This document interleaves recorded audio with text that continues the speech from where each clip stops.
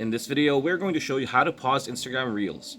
All right, so go to Instagram. Of course, you should. This is on mobile. You can, you can't really do this. I mean, you can, but what's the fun in that?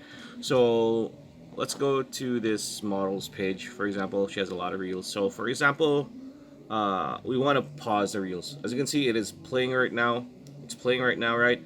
It's very easy. So you just need to press your thumb on the screen, right? That like that, and hold it to pause it, right? Because you can't just tap on it, because you tap on it like what I did before this. I muted it because it has music. We don't want that. We don't want to get copyright strike because of the music. So yeah, so holding with your thumb if you want to pause a reel, it's very easy, and yeah, so it's that easy. I'm pressing hold with my thumb right now. A very nice part. Anyway, that's the video. Hope you liked it. Like, comment, share, subscribe, ring that bell icon, and we'll see you on the next one.